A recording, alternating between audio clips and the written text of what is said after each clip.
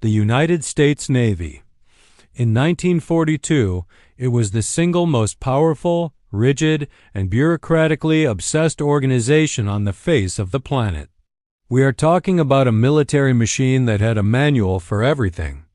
A manual for how to tie your boots, a manual for how to peel a potato, and certainly a manual for exactly who is allowed to die for their country.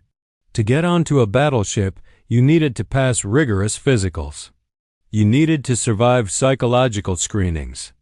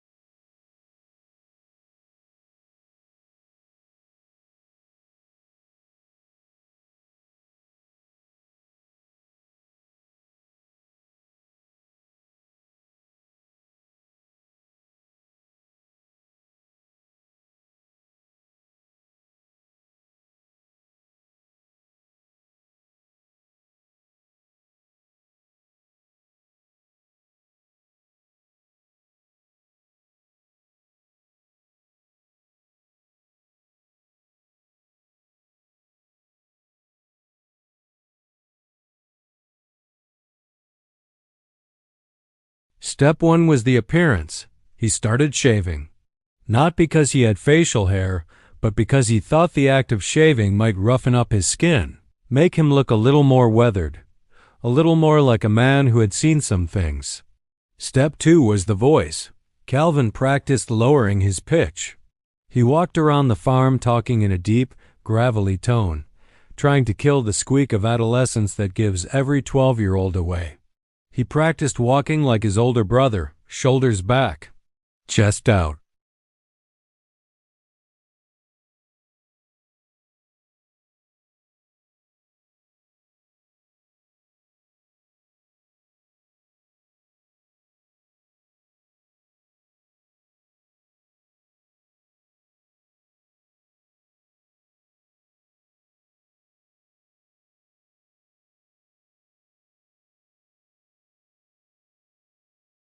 In a moment of pure opportunistic brilliance, he stamped his forged papers himself. Boom. In the eyes of the paperwork, Calvin Graham was no longer a child. He was a volunteer ready to serve, but paperwork is one thing. Physical reality is another. He still had to get past the doctors.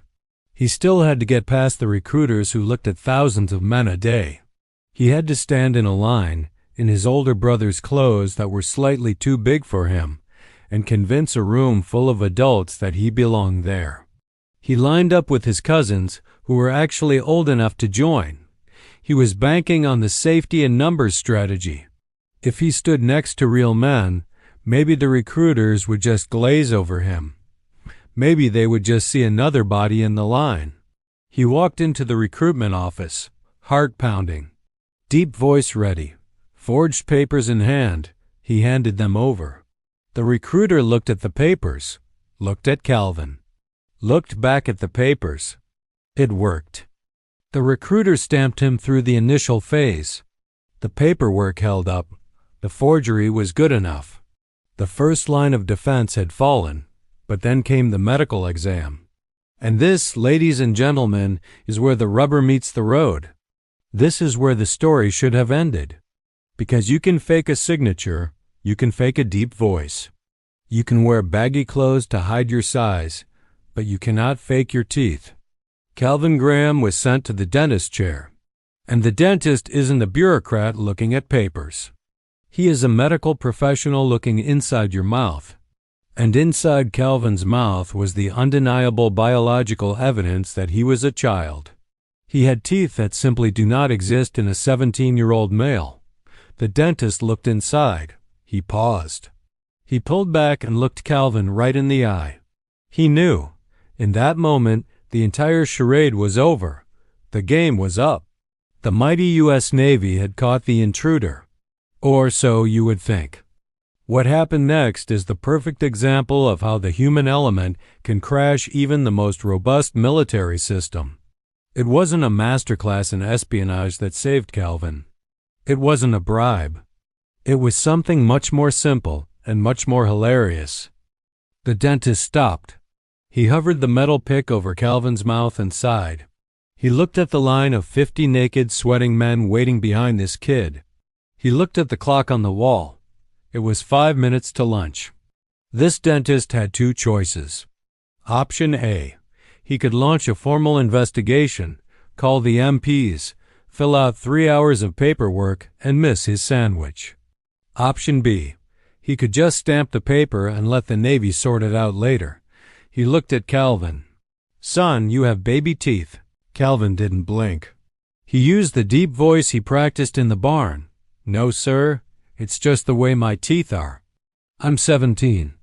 The dentist stared at him for 3 seconds. 3 seconds that decided Calvin's fate. Then he grunted, "Whatever you say, kid," and stamped the paper past. Just like that, the firewall was breached. The United States Navy had just been hacked by a 7th grader. Next stop, San Diego. Basic training. If the dentist was a hurdle, this should have been a brick wall. Boot camp is designed to break grown men. It is physical, mental, and emotional torture. Now imagine doing it when you are 5'2" and weigh 125 pounds. Calvin was surrounded by recruits who were shaving twice a day. He was surrounded by guys who had worked in coal mines and lumber yards. He was a boy among giants. But Calvin had a secret weapon. He knew how to disappear. He knew that drill sergeants are like T-Rexes. They track movement and weakness. If you fall behind, they eat you. So Calvin ran until his lungs burned. He carried packs that weighed half as much as he did. When they did push-ups, he didn't stop until his arms went numb. He never complained. He never cried. He became the gray man. Just another uniform in the formation. He survived the 12 weeks. The 12-year-old boy was now officially a seaman second class. His prize? A ticket to the USS South Dakota. This wasn't just a boat. This was Battleship X, 35,000 tons of American steel. It was a floating city with 2,000 sailors and enough firepower to level a mountain. When Calvin walked up that gangplank, he stepped into a new reality. The ship was a rough, loud, masculine world. There were no teachers, no homework, and no rules except kill or be killed. Calvin adapted instantly. He realized that to survive socially, he had to age 5 years in 5 days. He started smoking cigarettes. He drank beer. He learned to curse like a sailor, literally. He created a persona, the tough little Texan who was just short for his age, and the crew bought it. They loved him. They called him Baby Face, but they respected his hustle. His battle station was the ultimate irony. The Navy took this child and made him a loader on a 40mm anti-aircraft gun. Let's visualize that. A 40mm Bofors gun is a beast. It fires high explosive shells at a rate of 120 rounds per minute. It is loud, hot, and dangerous. Calvin's job was to shove 4-pound clips of ammunition into the breech while the gun was violently recoiling. trying to knock airplanes out of the sky. For a few months, it was an adventure. But in October 1942, the adventure ended. The reality began. The Battle of Santa Cruz Islands. The USS South Dakota was screening the aircraft carrier Enterprise. The Japanese Navy sent everything they had to sink them. We are talking about waves of dive bombers and torpedo planes swarming the fleet like angry hornets.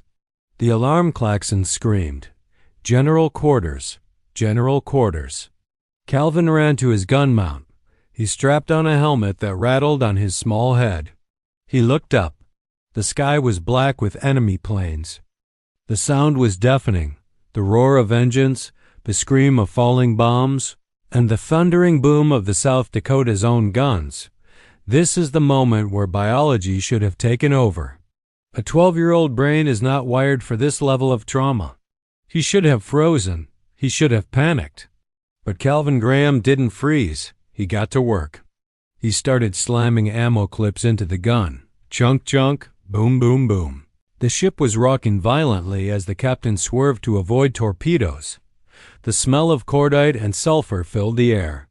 The Japanese pilots zeroed in on the South Dakota. They saw the wall of fire coming from her decks and decided to silence it. A 500-pound bomb struck the main turret. The explosion shook the world. Shrapnel-jagged pieces of hot steel tore across the deck. It ripped through the gun crews. Calvin was hit. A piece of metal slashed across his face. It tore through his jaw and knocked out his front teeth.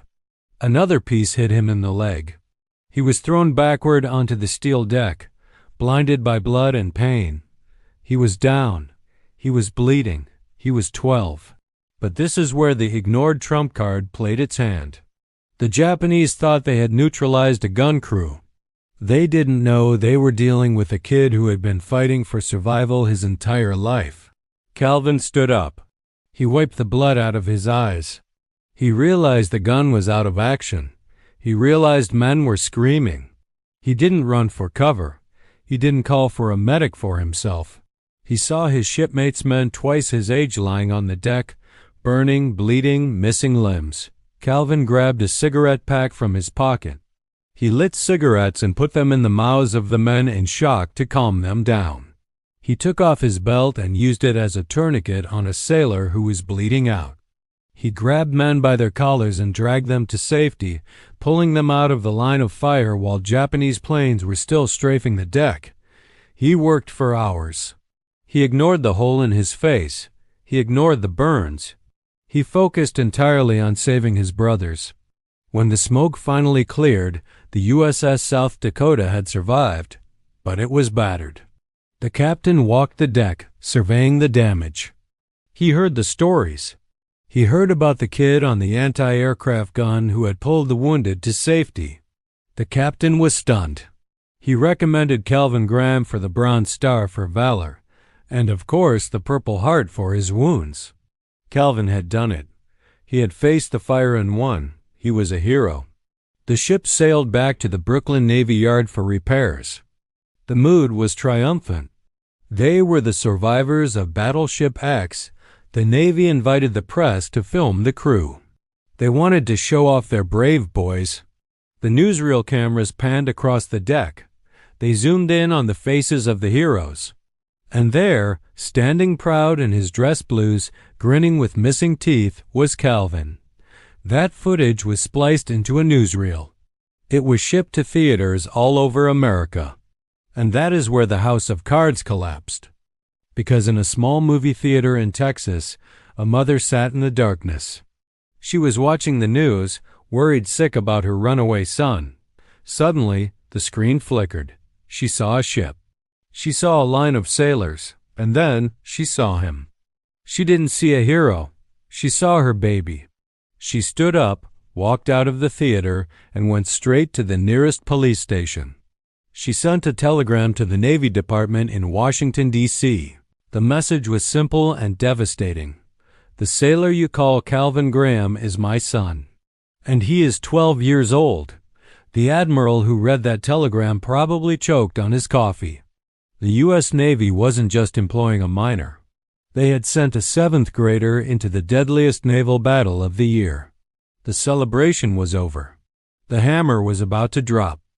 When the telegram hit Washington, the reaction was not compassion, it was panic. You have to understand the Navy's perspective. They had just paraded a 12-year-old boy in front of the entire country as a symbol of American strength. If the public found out the truth, that the Navy was sending children into the meat grinder, would be a PR disaster of nuclear proportions. So, when the USS South Dakota docked at the Brooklyn Navy Yard, there was no brass band waiting for Calvin. There were no reporters, there was just the shore patrol. Calvin walked down the gangplank, probably expecting a pat on the back or maybe a ticket home. Instead, 2 MPs grabbed him. "Graham, you are coming with us." They marched him into a small, gray interrogation room. They didn't ask him about the battle. They didn't ask about the shrapnel still embedded in his face. They slammed the telegram on the table. "Are you 12 years old?" Calvin looked at them. He looked at the paper. The game was up. He nodded. Now, in a logical world, this is where the Navy says, "Okay, kid, you got us. You are a hero, but you have to go home. Here is a lollipop and a bus ticket." But the military bureaucracy was embarrassed. And an embarrassed bureaucracy is a dangerous beast. They decided to make an example of him. They charged him with fraud and desertion. They took the youngest war hero in American history and threw him in the brig. Picture this. A kid who should be playing baseball is sitting in a cold, concrete cell in Corpus Christi, Texas. He is surrounded by actual criminals, thieves, brawlers, guys who punched their commanding officers. And sitting in the corner is Calvin, the gunner from the South Dakota. He spent 3 months in that cell. 3 months. While he was locked up, the Navy went to work on his record. They stripped him. They revoked his disability benefits. They canceled his pay. And then, the ultimate insult, they took back his medals. The Bronze Star? Gone. The Purple Heart? Gone. They erased his heroism. They tried to pretend the Battle of Santa Cruz never happened. When they finally released him, they didn't just kick him out. They gave him a dishonorable discharge. You need to understand what that meant in 1943. A dishonorable discharge was a scarlet letter. It followed you forever. It meant you were a pariah. You couldn't get a government job. You couldn't join a union. People looked at you like you were a traitor. So, at 13 years old, Calvin Graham was dumped onto the streets of Houston with nothing but the clothes on his back and a ruined reputation. The next few years were a different kind of war. A war without guns, but just as brutal. He tried to go back to school. Imagine walking into a 7th grade classroom after you have manned an anti-aircraft gun and watched men die. The other kids were worrying about recess. Calvin was having flashbacks to the smell of burning oil and blood. He couldn't connect. He couldn't focus. He dropped out. At 14, he was working as a welder in a shipyard. The irony is sickening. He was building ships for the same Navy that had just chewed him up and spit him out. He grew up too fast. He got married at 14. He became a father at 15. But he was broken. The PTSD was eating him alive. And back then, nobody knew what PTSD was. They just thought he was troubled. His marriage fell apart. He drifted from job to job. He spent decades living in the shadows. He was the ignored trump card that had been discarded. The world moved on. The war ended. Parades were held. But Calvin wasn't invited. For 30 years, he carried that secret. He was a veteran who wasn't allowed to be a veteran. But Calvin Graham had one thing the Navy couldn't strip away. He had the same stubbornness that got him past that dentist in 1942. In 1976, the political winds started to change. Jimmy Carter was running for president. The country was finally starting to have a conversation about how it treated its veterans, mostly because of Vietnam. Calvin saw his opening. He was tired of hiding. He was tired of being ashamed. He started writing letters. He didn't write to the Navy. He knew they wouldn't listen. He wrote to Congress. He wrote to senators. He told them the story of the 12-year-old boy on the battleship. He sent them pictures of his scars. Most politicians ignored him. It was old news. It was a clerical error. But one senator from Texas finally stopped and read the letter. He was horrified.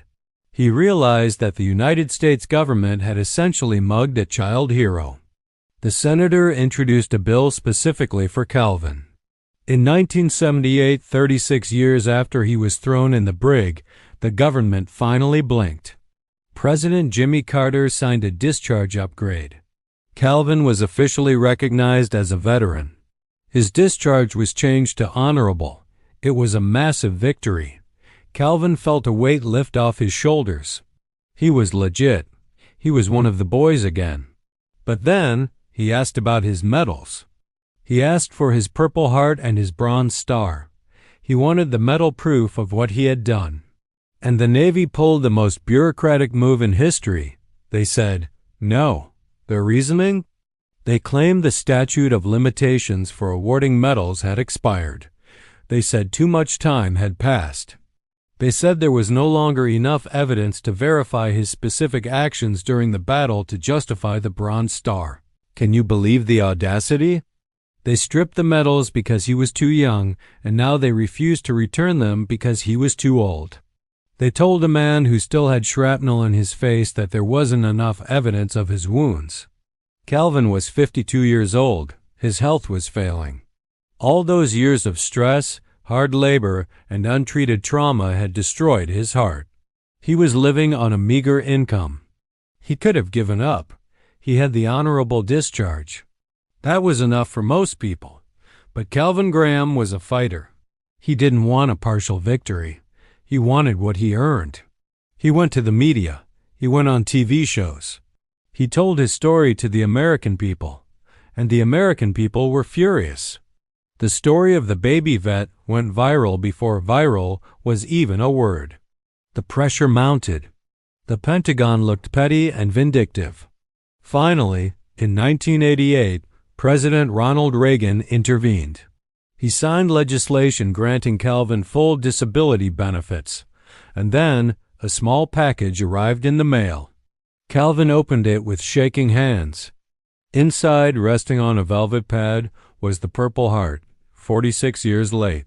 He held it and wept. It was validation. It was an apology in medal form. But as he looked at the box, he noticed something missing. The Bronze Star, the Medal for Valor for saving his shipmates while under fire, was not there. The Navy was still holding out. They would admit he was wounded, but they wouldn't admit he was a hero. Calvin fought on, but his body was done.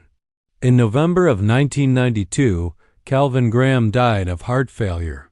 He died in his sleep, a recognized veteran, but still denied his highest honor. It seemed like the Navy had won the war of attrition. They waited him out. The ignored trump card was dead. But this is a magnate's media script. We don't end on a defeat. Because Calvin didn't just leave behind a legacy. He left behind a widow. And she was just as stubborn as he was. Calvin Graham was buried in 1992. The guns of the South Dakota were silent. The newsreels were gathering dust in archives. And the Navy probably breathed a sigh of relief. The problem was gone. The file could finally be closed. But they forgot one thing. Calvin Graham had told his story to someone else. He had told it to his wife, Mary. Mary wasn't a soldier. She wasn't a politician. She was a widow who had watched her husband die with a hole in his heart, both literally and metaphorically.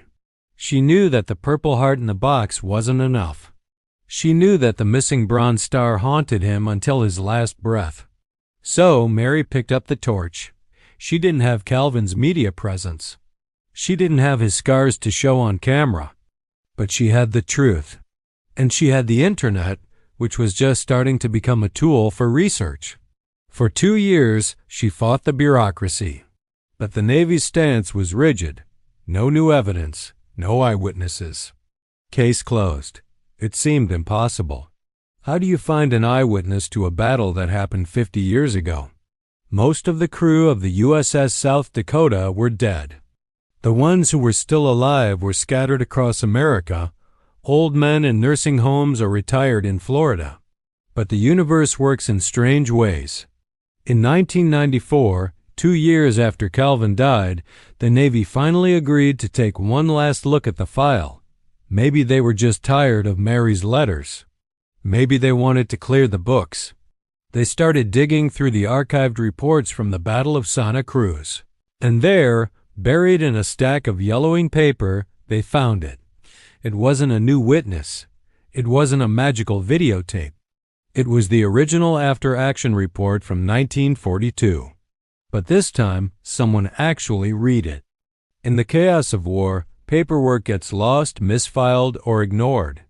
But in this report, written by the captain of the South Dakota immediately after the battle, there was a specific line. A line that verified everything Calvin had ever said.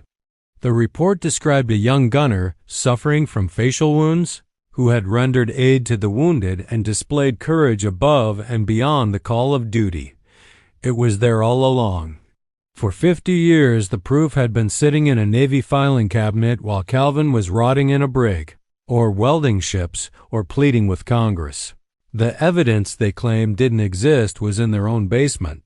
On June 21, 1994, the Secretary of the Navy, John Dalton, signed the order. The Bronze Star, the medal for heroic or meritorious achievement in a combat zone. It was officially reinstated to Calvin Leon Graham. But they didn't mail it this time. They realized that a mailed box wasn't enough to fix half a century of humiliation. They held a ceremony in Arlington, Texas.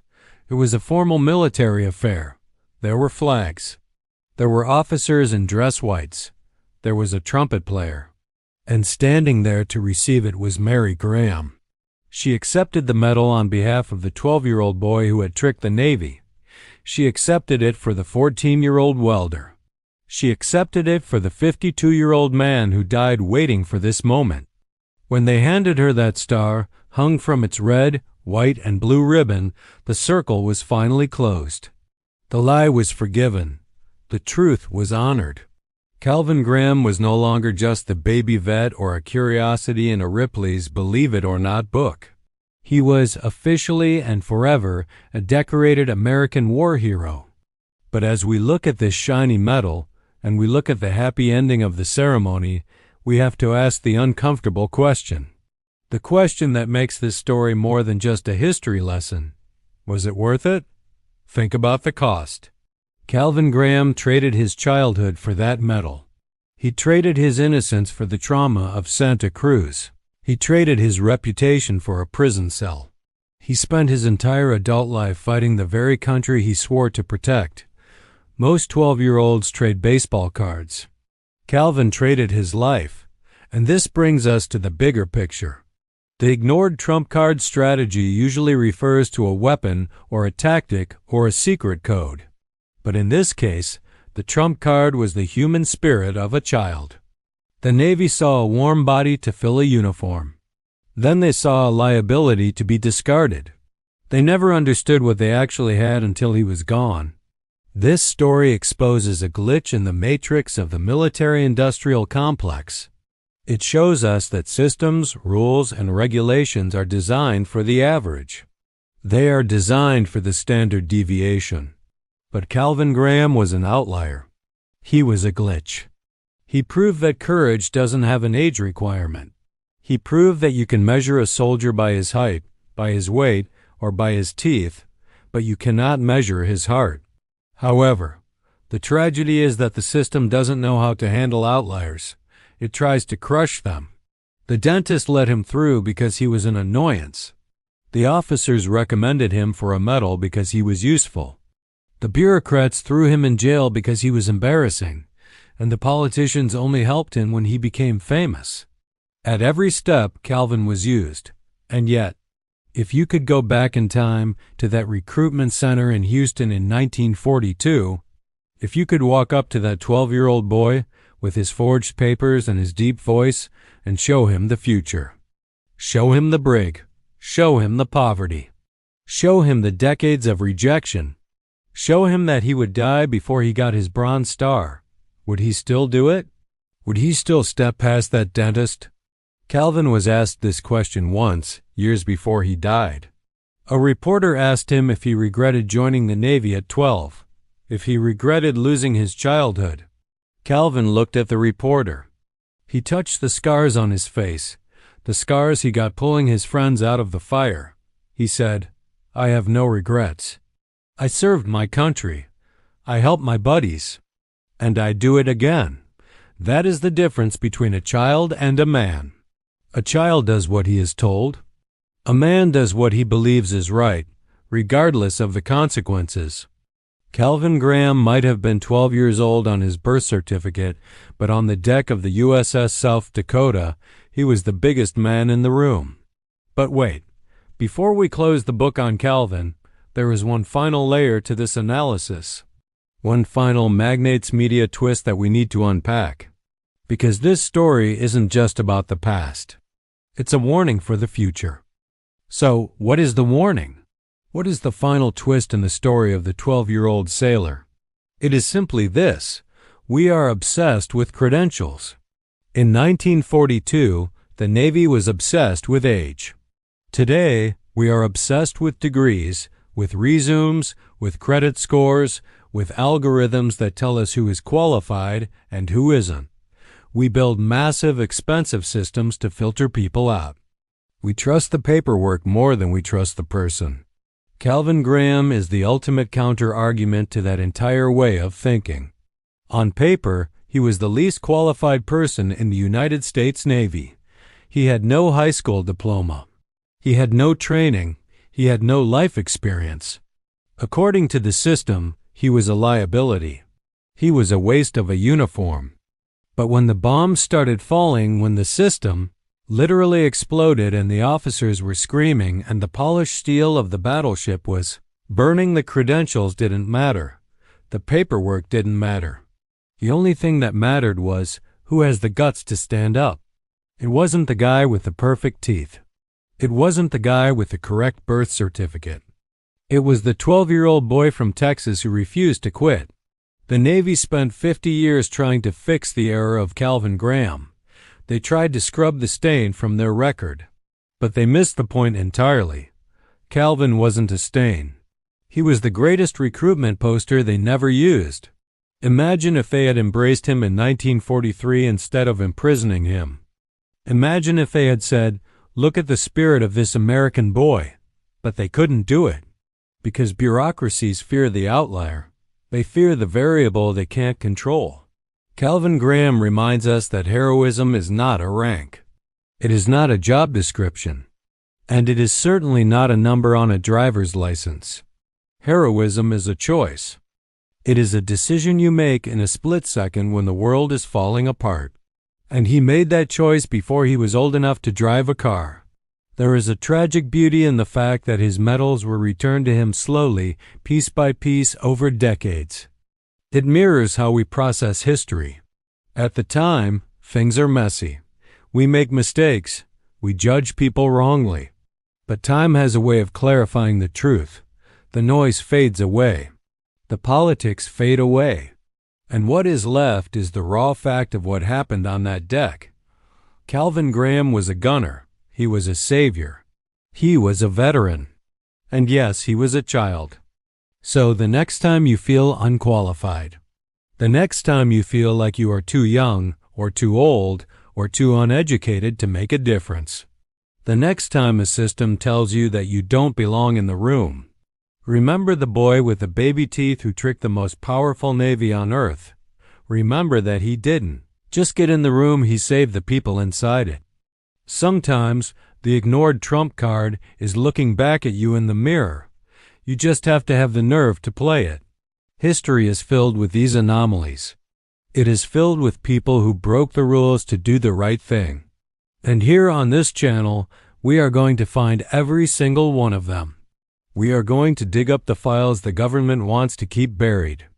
We are going to tell the stories that the textbooks ignore, but we can't do it without you. If you believe that history belongs to the bold, do me a favor. Scroll down and click that subscribe button. It is the only way we can keep the algorithm from burying these stories just like the Navy tried to bury Calvin. And while you are down there, leave a comment. Do you think the Navy was right to discharge him?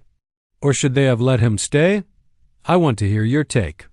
This has been the story of the youngest sailor in World War II, the boy who tricked the Navy, fought the enemy, and defeated the bureaucracy. Thanks for watching. I will see you in the next one.